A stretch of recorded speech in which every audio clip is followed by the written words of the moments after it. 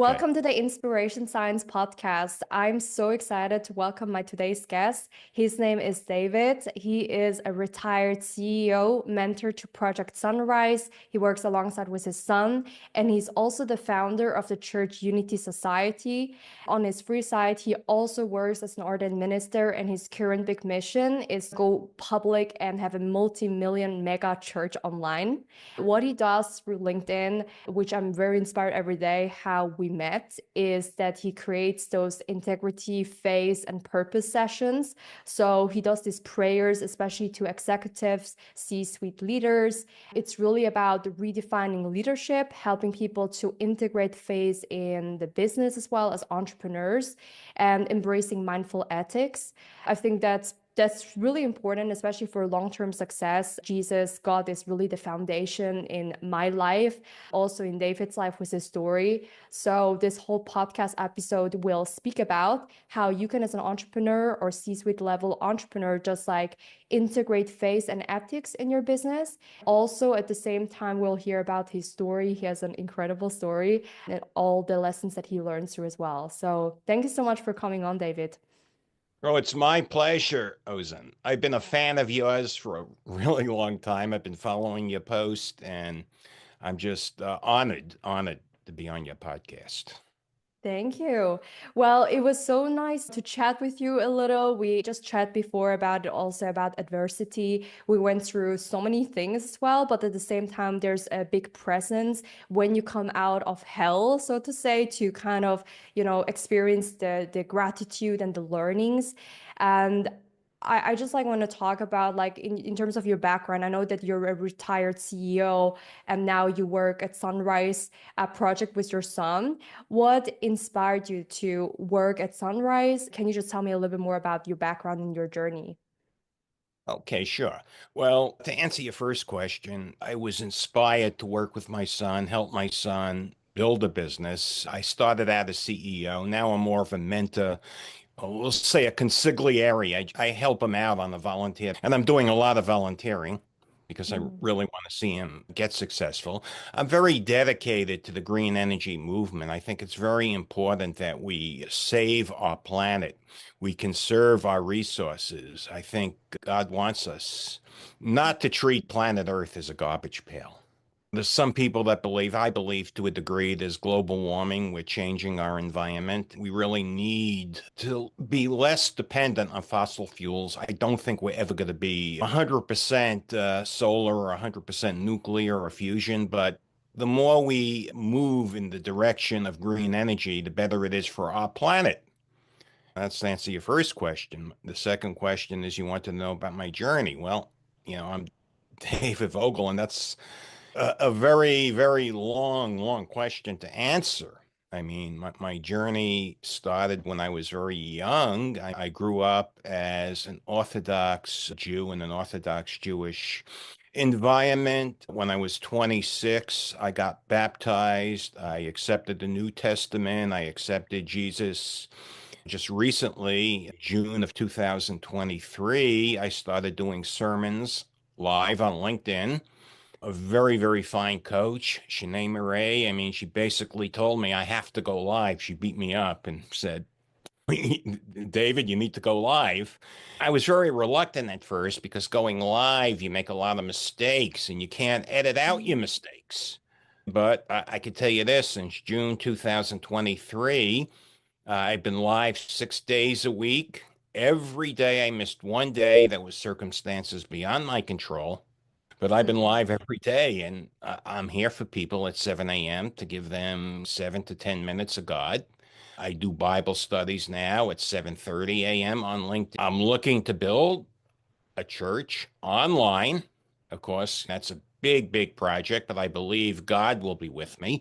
And obviously, I'm looking for board members. That's real important. Me, myself, and I don't make up a church. And Mm.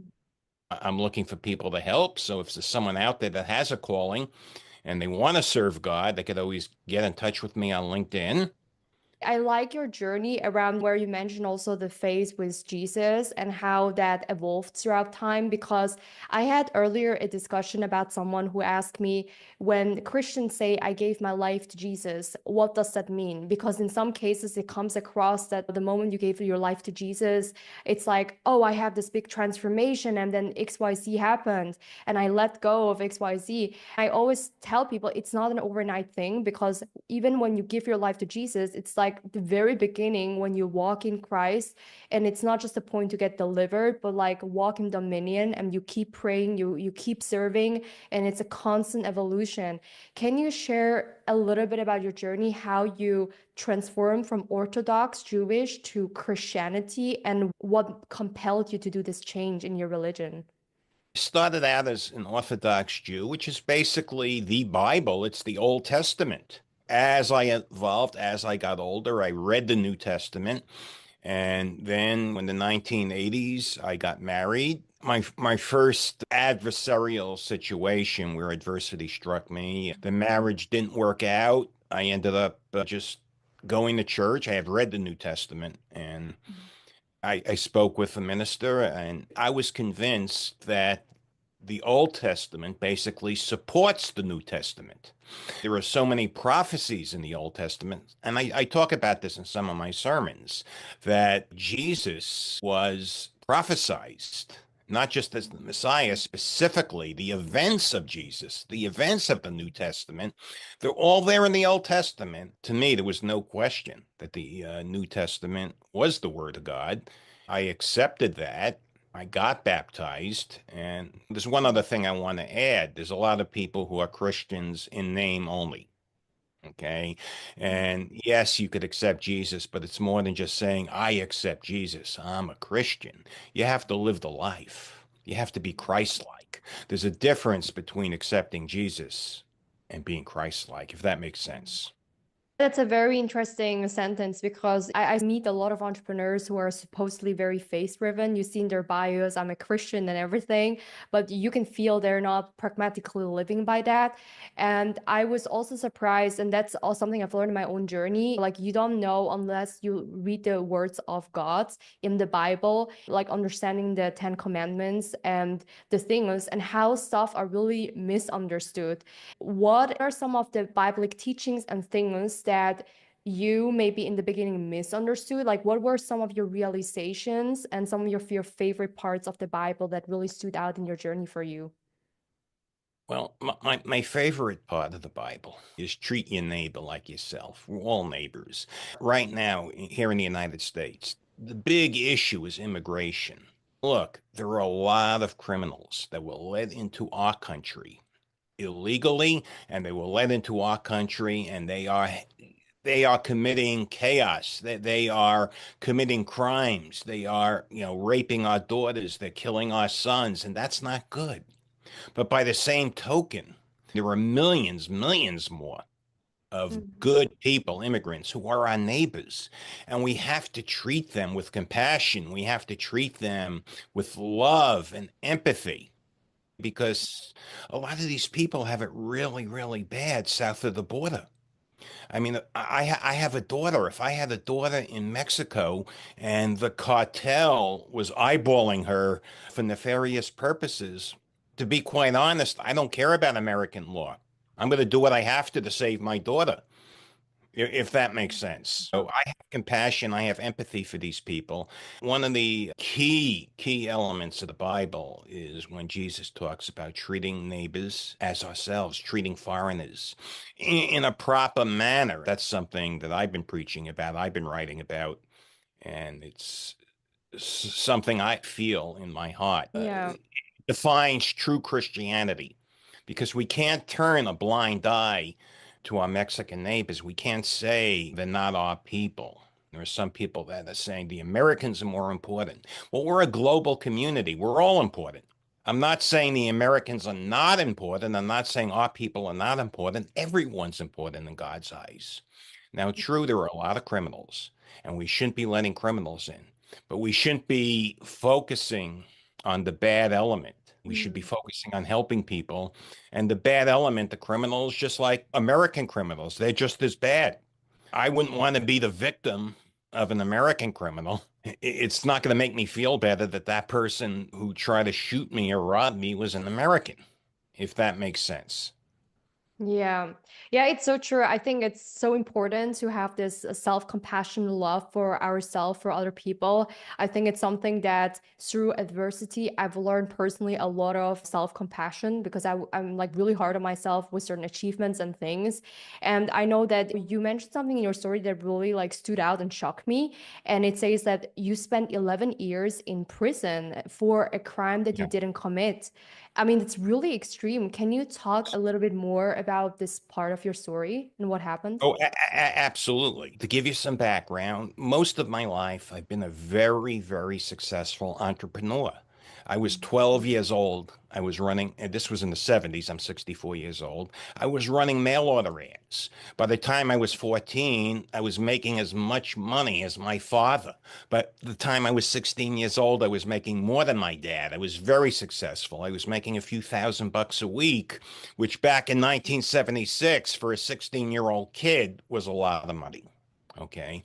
Then, later on in life, I was married. Most of my life, I've been in my own business, always successful, following the law. When I was a kid, I admit I did a few bad things. Well, let me confess here. I wasn't the best kid. As a teenager, you might say I was a scoundrel.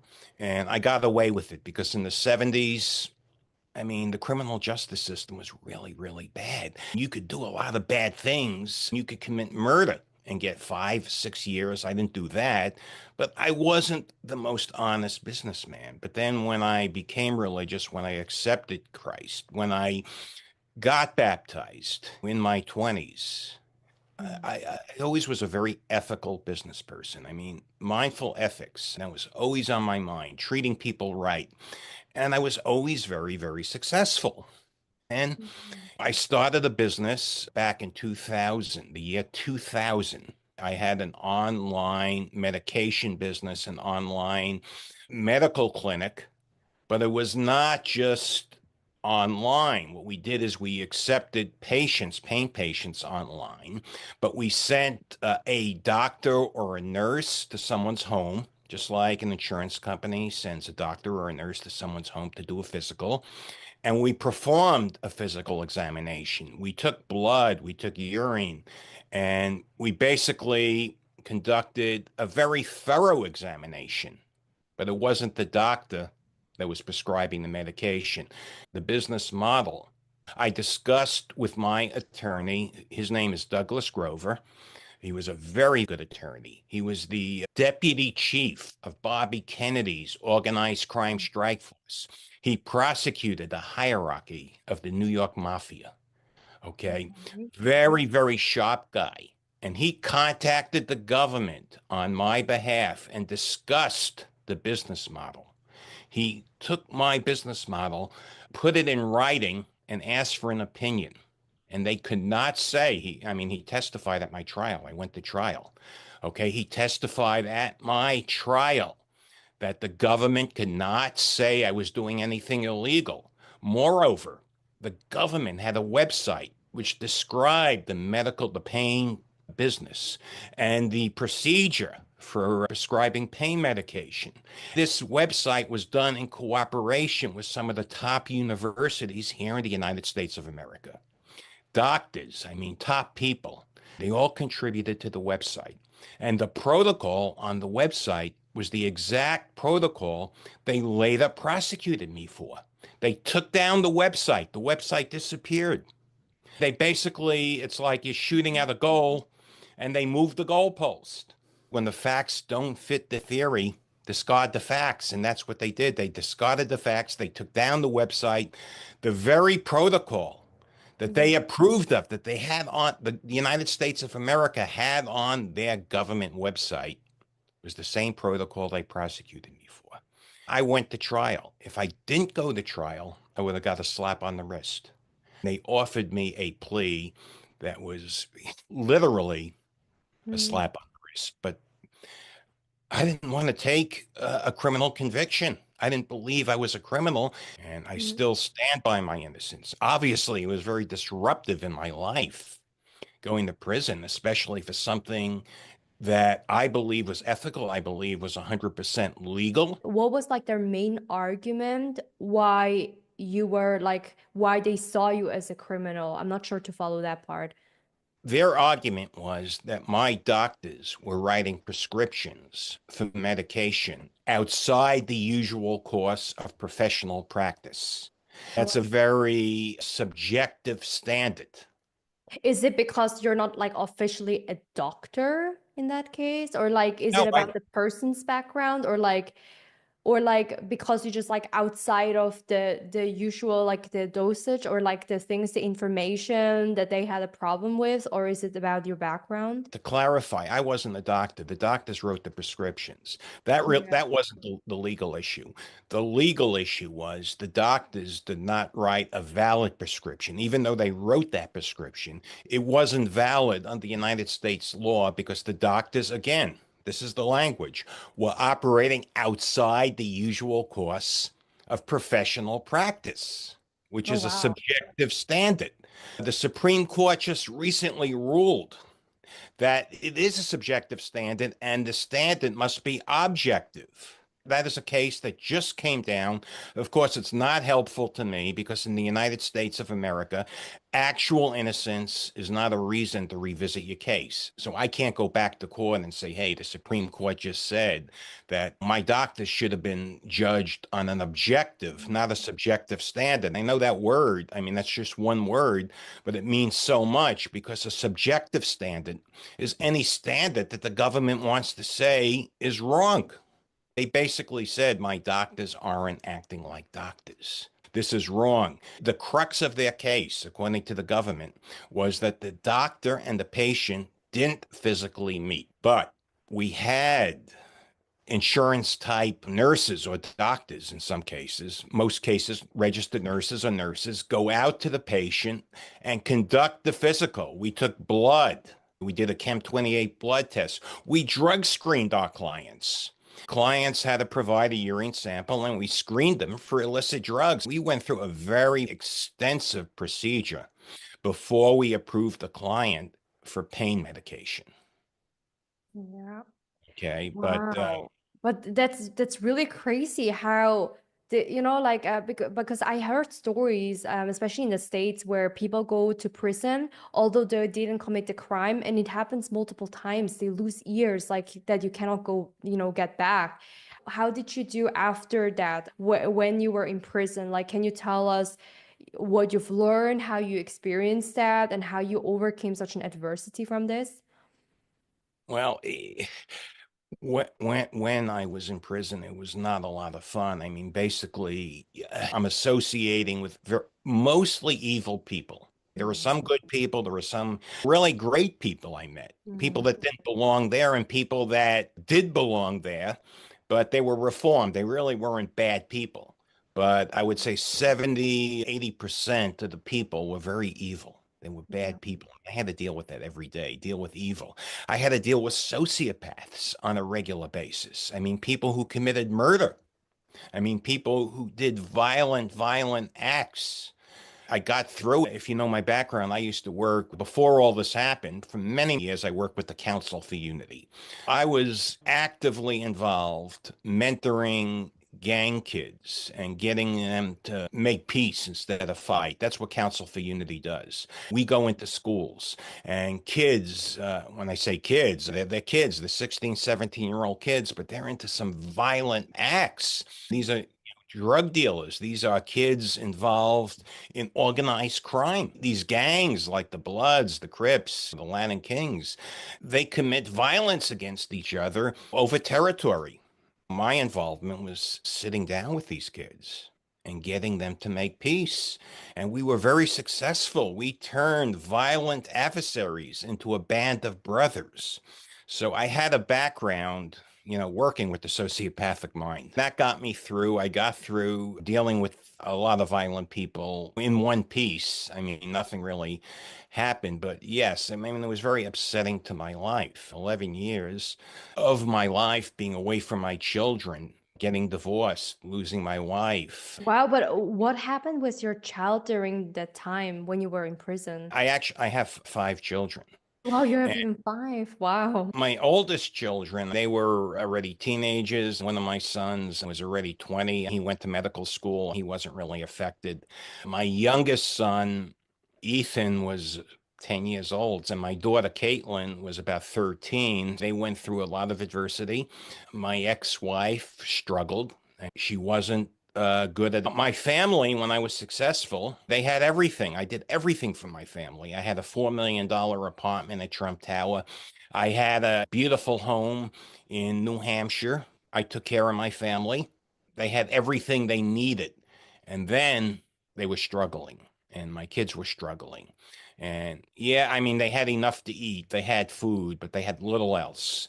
So it was very, very tough on my little kids, my son Ethan and my daughter Caitlin. The other kids, they helped out. And especially Evan, my second oldest son, Evan, he owns the solar energy company and he owns a restaurant here in New Hampshire, in Alton, New Hampshire, Taco Bay. Very successful guy. And he helped the family. He's the guy that basically supported the family when I was away. And I owe him a great debt. That's why I'm helping him in business. That's why I'm there. I'm volunteering my time, whether I get paid or not. I'm not getting paid, but I'm not looking to get paid. I'm just looking to pay back a debt because he is a great, great kid and he helped out. And I love him very much. Wow, that's so beautiful. Despite this horrible story that you had to go to prison, everything, I think it goes back to roots of love, family, and faith. I know that you have a newsletter also speaking about mindful ethics, how that is so important. Can you tell a little bit more what has inspired you to start mindful ethics and how you personally define that and integrate that in your life? Yeah, well, I started mindful ethics because in business, in life, in government, there's so much unethical behavior. And I'm Mhm. also part of another inner circle, Mike Francis. He's the former mafia boss Mhm. and he became a born again Christian. And he is very sincere. I've heard his story. It's very powerful. I attend his inner circles, I attend his Bible studies. And he talks about what he calls a mafia democracy, how the government is really like a mafia. And I see that. I see how the government, with this check the box mentality, destroys lives, even if they're well meaning. This check the box mentality destroys lives. And that happened to you. Also in business, mindful ethics, most businesses, some very big businesses, they're very unethical. They do what's profitable, they don't do what's right, they don't do what's ethical. And sometimes they really go over the line. So I decided to publish a newsletter every week. Sometimes I publish my newsletter 2 or 3 times a week, Mhm. but at least once a week, I bring to the LinkedIn audience stories of ethics, stories of companies or government agencies that are unethical, including my own. If you've been following my mindful ethics, I'm talking about the retaliation that I'm facing from the government for speaking out, for exercising my First Amendment rights. There was a time just several months ago that I could not do this interview with you. Okay. The government of the United States of America wanted to suppress my First Amendment rights. They even made me sign paperwork under threats of going to jail. I had to sign paperwork that I would not talk to the media. I would not talk to the press. I wouldn't talk to people like you. You're a podcaster, but the way they looked at it, it was the same thing. And I fought hard because not only is that a violation of my First Amendment rights, the person who was attacking me is the very same person, if you know the story here in America, is the very same person who attacked Michael Cohen. Do you know who Michael Cohen is by any chance? The name it rings a bell, but I don't know too much about him. Okay. I Mi- think I just like heard the name, but like not much information about him. Michael Cohen, he was Donald Trump's attorney. And then when he went to jail, he was released like me, white collar criminals here in the United States. I don't consider myself a criminal, but by the government standards, I was. So they release you on home confinement. Well, when Michael Cohen was on home confinement, he was getting ready to release a book. about his experiences with Donald Trump. He was getting ready to appear on podcasts like I'm appearing here right now with you. And he was getting ready to do his own podcast. The government made him sign paperwork giving up his First Amendment rights. They didn't want him releasing the book.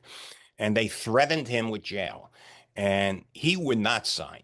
Let me backtrack. He wouldn't sign. He was negotiating with his attorney. His attorney was there. And this fellow at the Bureau of Prisons, Patrick McFarland, revoked Michael Cohen's home confinement status. He put him in solitary confinement for 16 days. For 16 days, Michael Cohen was subjected to torturous conditions in solitary confinement where he had serious, serious health problems, 100-degree temperatures. And this was during COVID. And Oh, Michael, oh yeah, I mean, Michael it's Cohen, so bad.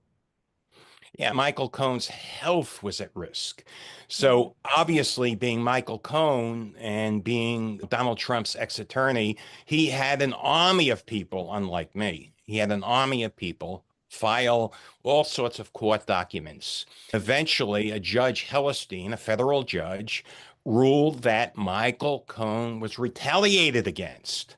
His First Amendment rights were violated, and Michael Cohen was put back on home confinement. He had the legal right to appear on podcasts, mm, publish his book. His First Amendment rights were restored. Well, the same thing happened to me. The very same person, this Patrick McFarland, tried to suppress my First Amendment rights. He tried to tell me I can't talk to people like you, Ozan. I can't talk to people on Good Morning America. I can't mm, talk to anyone in the press. And I fought hard. I eventually won my First Amendment rights, but the retaliation, it continues. He put me in another program, which is very, very restrictive. Let me tell you something. Just recently, I have the right to do sermons, but he's trying to tell me, and this is like totally like outrageous, mm, that I can't call myself pastor, even though I'm a legally ordained minister, because mm. that violates some prison rules. Well, I'm not in prison. I mean, in prison, you can't carry a cell phone. I can. In prison, you can't use a steak knife. I can. It's just like he's coming up with these rules to retaliate against me.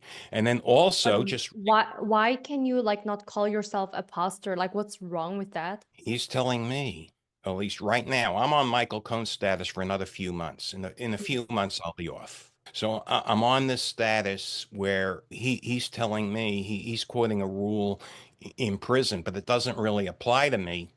But if he threatens to revoke my status, and he's done this multiple times, and he's been very, very abusive to me, he wrote me a letter. I'll be more than happy to share the letter with you, that calling myself pastor is a violation of the rules, because and that isn't in my rules. It isn't in my terms. Okay. Mhm.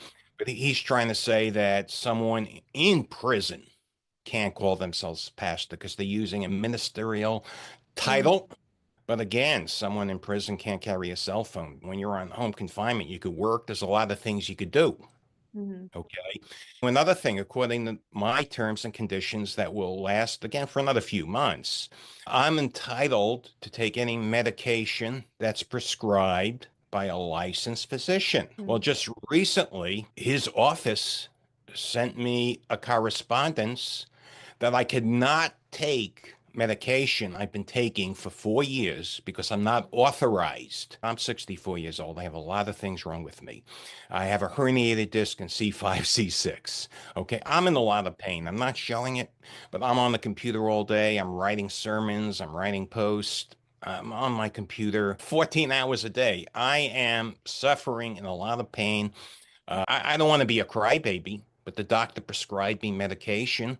And, McFarland's office is basically telling me I'm not authorized to use this medication. If I use this medication, I could go back to jail for 3 or 4 months, even though a doctor prescribed it, and the terms and conditions of my home confinement allow me to use medications It doesn't allow me to use illegal drugs. I'm not asking to use an illegal drug, but this is a legal medication. So, I mean, it's just like a litany of things they are doing. They're trying to tell me my church of unity doesn't conform to their standards. It defies the imagination, but just think. Michael Cohen was in the same situation. Michael Cohen wanted to publish a book. Michael Cohen is negotiating the terms and conditions of his home confinement, and Michael Cohen wants to exercise his First Amendment rights. During negotiation, this Patrick McFarland just has them remanded to solitary confinement. And I will use the word torture because what Michael Cohen went through is torture. 16 days. Amnesty International calls it torture. Michael Cohen also was at serious, serious risk because this was during COVID. And Michael Cohen was released to home confinement because he was susceptible to COVID. He's not a violent guy. They wouldn't let him out if he was violent. What did he do? He negotiated. He raised his voice. He wanted to exercise his First Amendment rights, just like I did. Okay. And the same person says no. And I'm getting a little worked up, but I mean, everyone has a First Amendment right. And the freedom of religion, that's another First Amendment right. I'll be more than happy to share with you my correspondence with this guy, McFarland, on that. What I'm also curious about is like during the whole process, I can feel there's a lot of like frustration, a lot of like also anger and probably also resentment in that moment. When I speak to you, I mean, obviously you're very open, you healed through certain things and there's this forgiveness, but could you talk through how you could like connect perhaps to your purpose, or like what is the thing that helped you get through these tough moments and be able to forgive others, yourself, and be like more in peace with all, of this frustration that you went through? Okay. What keeps me at peace is God and my thoughts on the future. I have a plan in mind to create a ministry, to create a church. I'm not going to be on Michael Cohen's status for very much longer. I believe I'm going to create a megachurch online. I pray every morning and I'm at peace. I'm not really angry. I can't say I'm angry. I am frustrated. Okay. It's frustrating because I'm dealing with these government officials that are very, very myopic in their thinking. I mean, let me look at it from his point of view. Okay. Sometimes do that. To his point of view, I'm a lowlife. He probably thinks I'm a crook. Okay. Even though even the government didn't accuse me of stealing money. I'm very, very honest. I'm very meticulous when it comes to money. I've always been very ethical in business. I'll never, ever lie to someone and I'll never cheat anyone. But from McFarland's point of view, I'm a low-life criminal. It's us and them. He's been in the system, he told me, like 25 years, so he's seen a lot of evil. And I could resonate with that because being in prison for that long, I've seen a lot of evil. I've seen people lie, cheat, and steal, and worse. So I could resonate with that.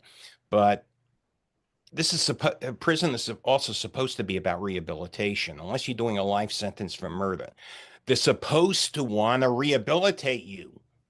When I met with 7 officials here in New Hampshire, New Hampshire's a lot different. New Hampshire, even the government people, they're all smiles and they're all nice. It's like night and day. Originally, when I was arrested back, what was it, 2000, no, 2008, no, 2009, I'm 64 years, 2009, in New Hampshire was real peaceful. Self-surrender, no handcuffs. You get down to Texas, where my case was at, if they put you in chains. Okay.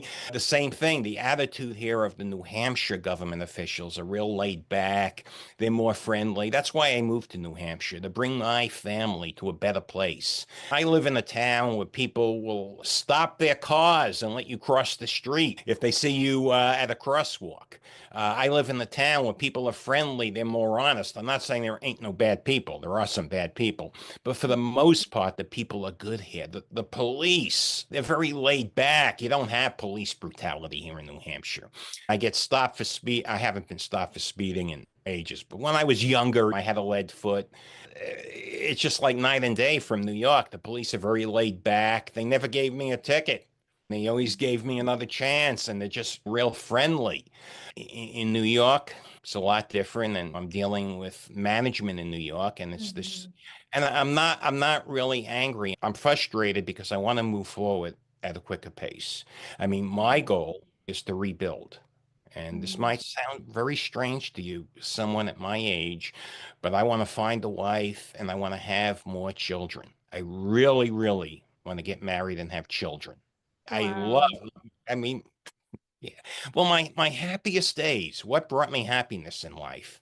Nothing brought me more happiness than to waking up and hearing a toddler in the background. My toddlers always woke up before me and my wife, and they're always in the kitchen. They're always smiling and laughing, and I hear the laughter, and it's just so beautiful. It's just so serendipitous, and I want that again. Yeah. Okay.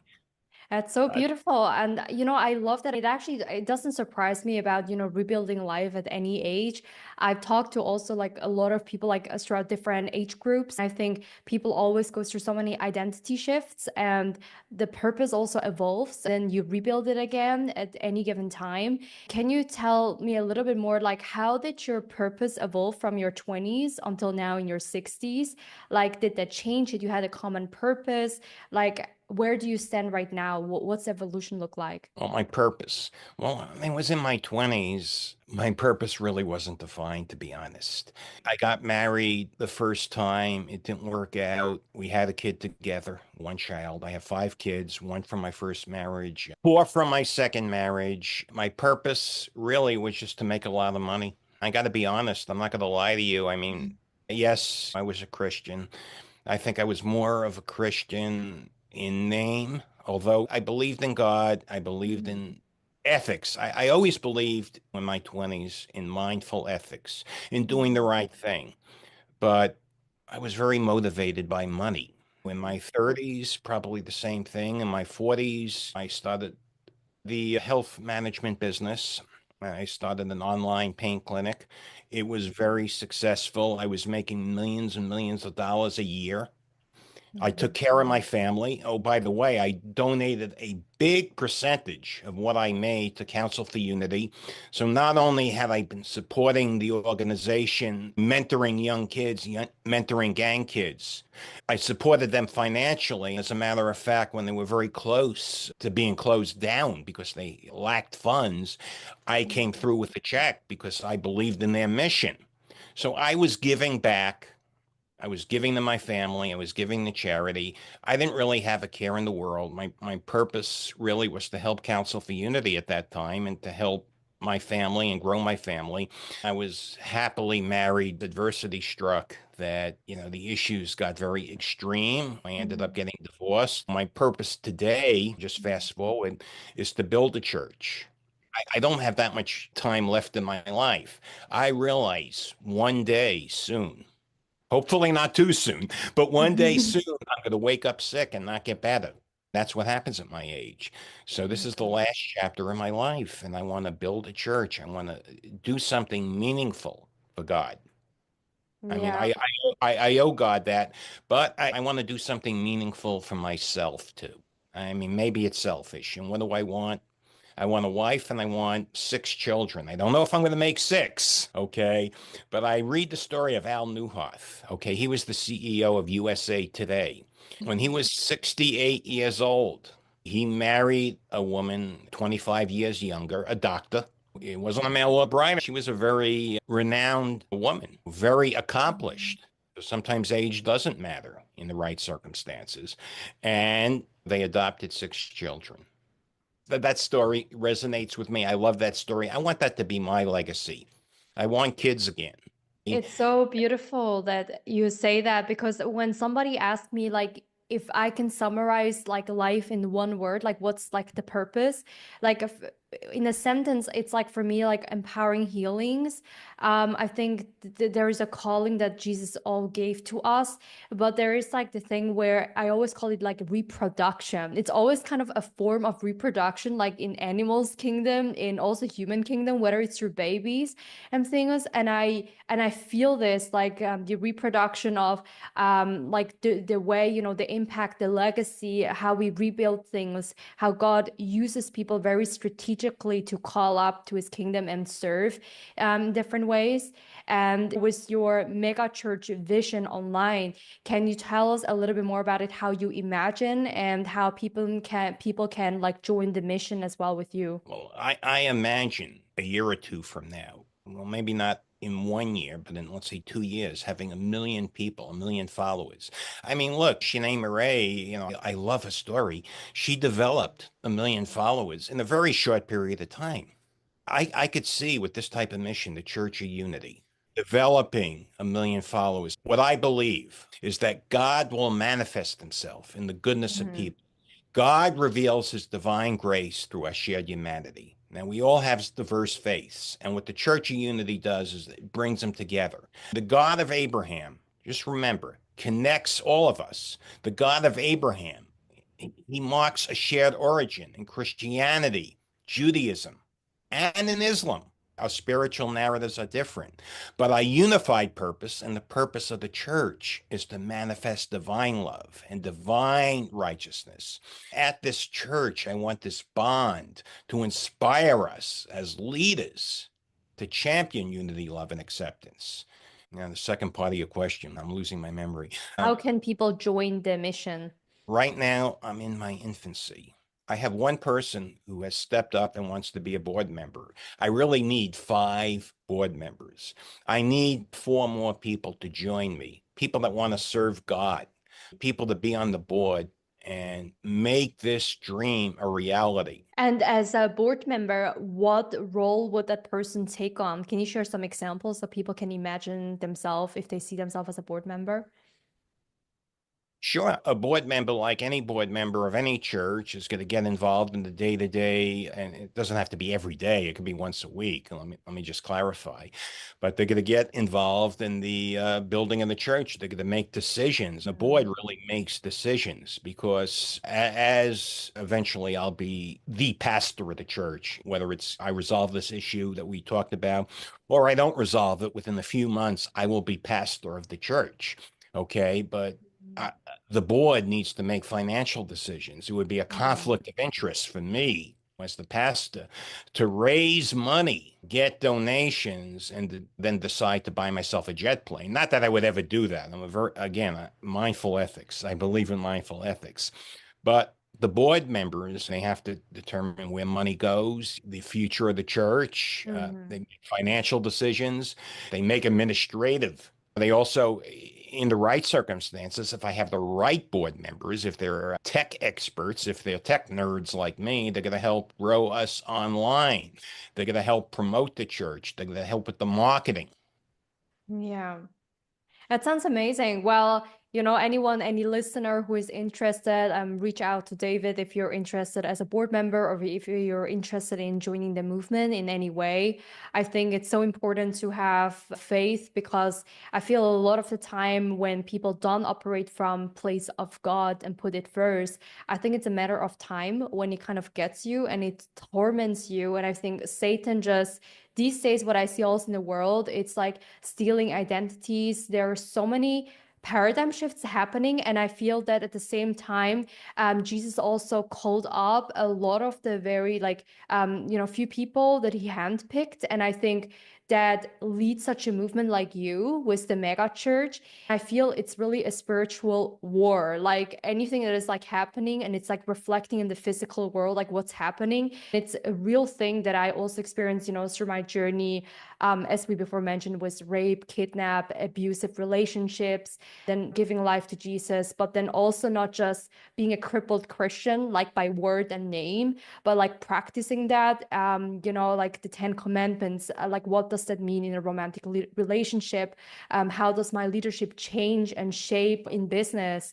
I think a lot of the things that I've also struggled and sometimes people confront me with, which I'm also curious to hear your perspective, is that many Christians, they think that they shouldn't talk about money. They think they cannot be profitable and do certain things, or they feel very restricted, that like Bible is very restrictive. But it is not the case. I mean, like freedom, there is a definition that people really misunderstand with that. And you know, a lot of figures in the biblical figures as well, they were really wealthy, and there is a way to make money so the source of God, and it's about what you do with it when you have a calling. So like what did you had any, you know, these confrontations or perspectives where you balance profitability as a business owner, but then also you're faithful and that's okay? Like, what's your view on this? Well, I believe money is a tool. Money Mm, is necessary to live a comfortable life. I never considered myself rich. Even when I was making a few $1 million a year, I had an apartment at Trump World Tower, a $4 million apartment. But let me tell you something, I was the poorest guy in the building.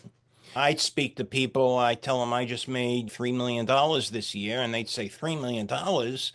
I spent $3 million to have Elton John sing at my wife's birthday party. Like it was nothing. $3 million is a night out.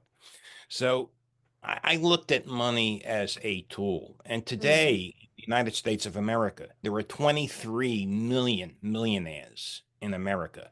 I mean, being a millionaire is just middle class. It's not rich. yeah.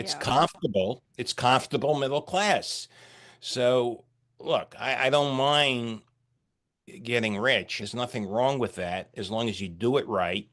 You're mindfully ethical. I believe Mark Cuban, for example, he's a very mindfully ethical person. Look at Taylor Swift, very mindfully ethical. She gives away a big portion of what she makes to her staff. I believe she gave one of her, not one, a number of her truck drivers like six figures in bonuses.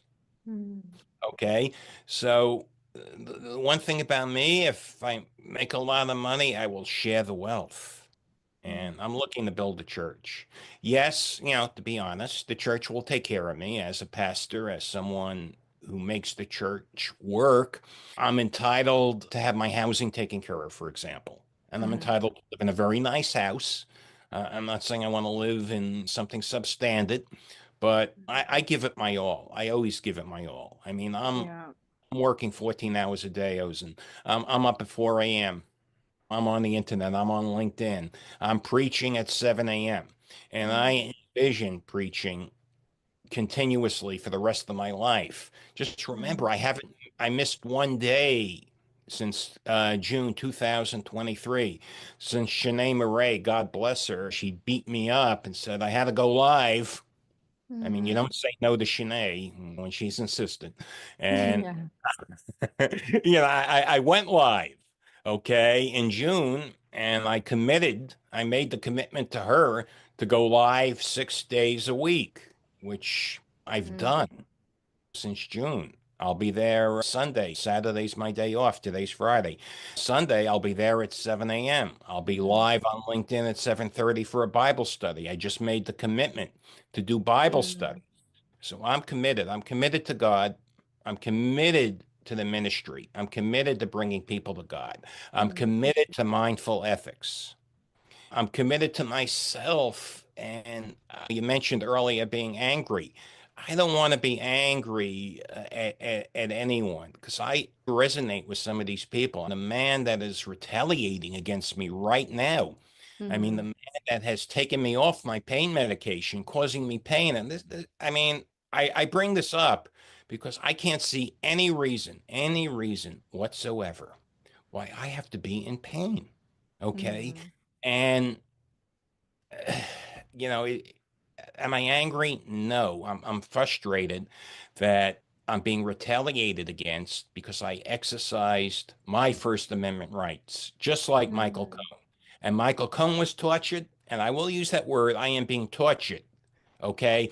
I'm mm, not being tortured by being crucified. I'm not being tortured by being whipped. Okay. mm, But I'm a 64-year-old man. I'm in pain.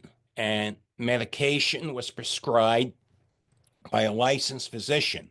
And because Patrick McFarland's office doesn't like this medication, or whatever reason, they want to retaliate Mm, against me. It's not what they think I should be taking. I yeah. mean, they threatened to send me to jail. It's not right. It's retaliation because I really shouldn't even be in this program. I was in another program, and it Mm, was so much less restrictive.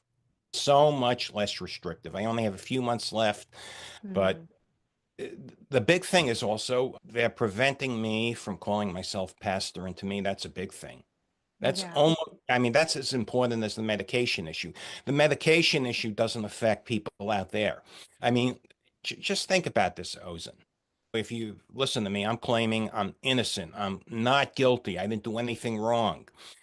If anything, I believe God paid me back from when I was a kid.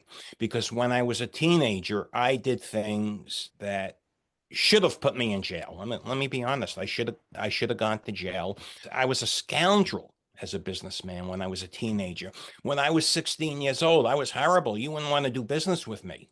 I would cheat, but I got away with it. And now, back in 2009, I go to jail for something I didn't do. And that's God, and I accept that. Maybe God just paying me back, and I had to go through this.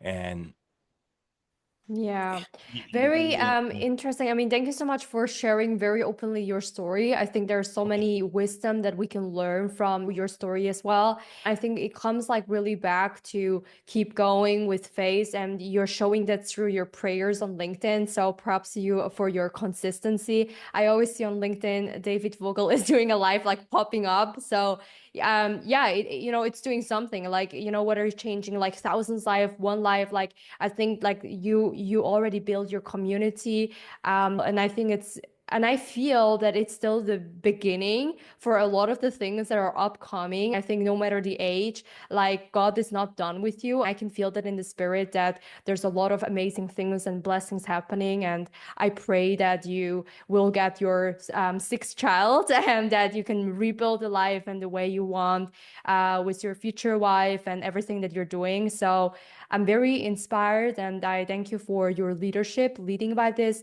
with so much positivity and honor, and just like reminding people on the basic principles of humanity, of love and ethics, which a lot of people kind of forget these days, and they just go after the one, they're very blind to it. But it's really about the consistency and everyday's life and part of the lifestyle. So thank you for inspiring. As lastly, I know that you also do the project Sunrise with your son. For people who are interested in that, can you like tell people how people can work with you for this project? yes, Project Sunrise is my son's business. The focus is on getting free. I will emphasize free solar energy systems for businesses paid for by the United States government under the Inflation Reduction Act. Most, not all, but most small businesses in the United States of America qualify for up to a $2 million solar energy system, which is Wow. paid for by government benefits. It's amazing. What Project Sunrise does, what my son's business does, is they apply for those government benefits. It's a complex process. And Mhm. then after they get approved for a grant, they'll build the system. They'll put the system in so it's one-stop shopping. They'll get you the money and they'll build the system. It's a great program. Project Sunrise just got a local client here in New Hampshire, $849,000 in free money from the United States government. That's in one of my newsletters. It's a $1.7 million system, and the tax credits, the other government benefits pay for the rest. So basically, this individual had an electric bill of about $130,000 a year.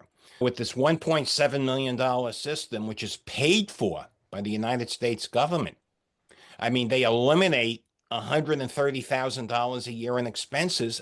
You just add that as a business person. You just add that to the bottom line. You EBITDA, I mean, just went up 130K a year. If you sell the business, if you're getting 4 or 5 times earnings, that's worth $600,000 to $700,000 to you. Wow, If but that it's incredible. I never really heard about that. I mean, it's like as almost if you won a lottery in a different sense and integrating business strategically, what's already out there. So that's great. I can put your links below of your LinkedIn, your socials, and everything, your newsletter. So everyone, if you're interested in learning more about the Sunrise Project or about the megachurch online, where you can join as a potential board member, reach out to David. And anything, questions, faith related business, you can reach out. I think there's so much we can learn from this, and with the right information. If there's any great takeaway that you had from this audio experience with us, please share it with me. And David, tag us on social media, what key takeaway you implement, because at the end of the day, it's really about also the actions that we take from this. And we're very excited to hear about you. Thank you again, David, for being here with me, for your time, and for inspiring. We're praying for greater health, more abundance, in a way that you can rebuild your life. And for everyone that is listening, also in the name of Jesus, bless you, and that you have the success that you wish in your life. So thank you so